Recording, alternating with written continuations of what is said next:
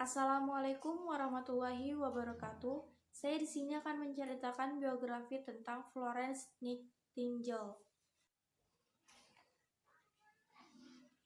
Seperti namanya, beliau lahir di kota Florence, Italia pada 12 Mei 1820 sebagai anak terakhir dari dua bersaudara.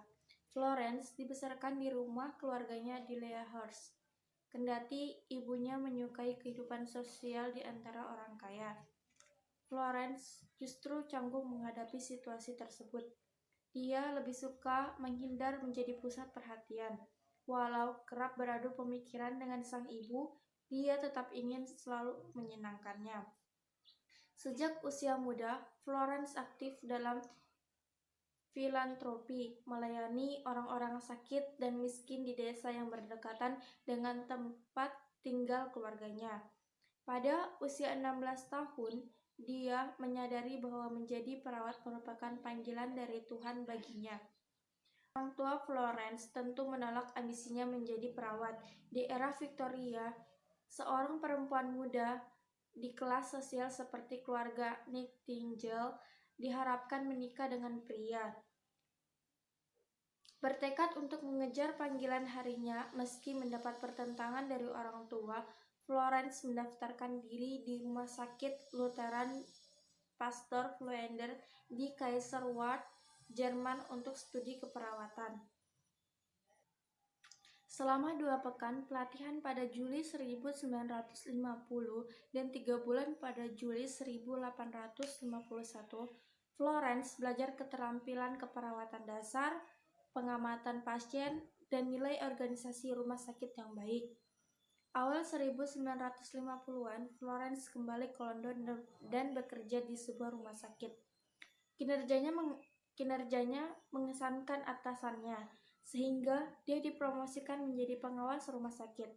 Oktober 1853, Perang Crimea pecah. Pasukan sekutu Inggris dan Perancis berperang melawan Kekaisaran Rusia untuk menguasai wilayah otonom. Pada 1854, sekitar 18.000 tentara harus masuk rumah sakit militer dan tidak ada perawat perempuan yang ditempatkan di Crimea. Tentara yang sakit dan terluka terabaikan kondisi rumah sakit yang tidak sehat. Florence menerima surat dari Menteri Perang Sidney Herbert memintanya untuk mengirim korps perawat ke Crimea. Dengan sigap, dia mengumpulkan 38 perawat dari berbagai latar belakang dan berlayar menuju Crimea. Tiba di pangkalan rumah sakit Inggris di Scutari pada November 1854, rombongan itu melihat tempat perawatan itu sangat kotor. Pasien terbaring di lorong bersama kotoran mereka, hewan pengerat dan serangga. Persediaan perban dan sabun juga menipis, begitu pula dengan persediaan air. Florence mengatur semua manajemen rumah sakit untuk meningkatkan persediaan makanan, selimut, tempat tidur, dan kebersihan. Setiap malam, dengan membawa lampu penerangan, dia memeriksa kondisi tentara di rumah sakit. Dari situlah Florence mendapat julukan bidadari berlampu. Dia mendapatkan penghormatan dari para prajurit. Prestasinya yang telah mengurangi tingkat kematian hingga 2% membawa ketenaran baginya, di mana pers dan surat-surat tentara mewartakan dirinya. Sempat jatuh sakit karena kemungkinan meminum susu yang terkontaminasi, dia tetap bertahan di Scutari meski perang telah usai pada 30 Maret 1856. Dia kembali ke rumahnya di Derbyshire pada 7 Agustus 1856 sebagai pahlawan. Setelah kembali ke Inggris, sumbangan dana mengalir ke Nightingale Fund. Uang-uang tersebut memungkinkan Florence melanjutkan reformasi keperawatannya di rumah sakit sipil.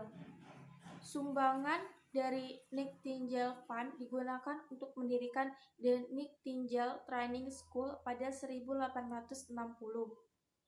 Reputasi sekolah itu menyebar ke seluruh dunia dan banyak yang memintanya untuk membangun lembaga serupa di Australia, Amerika, dan Afrika. Pada tahun 1883, Florence dianugerahi penghargaan Royal Red Cross. Kemudian pada tahun 1907, dia menjadi perempuan pertama yang menerima Order of Merit, penghargaan sipil tertinggi di Inggris. Pada Mei 1910, Florence menerima ucapan selamat ulang tahun ke-90 dari Raja George. Beberapa bulan setelah ulang tahunnya, tepatnya pada Agustus 1910, Florence kembali jatuh sakit.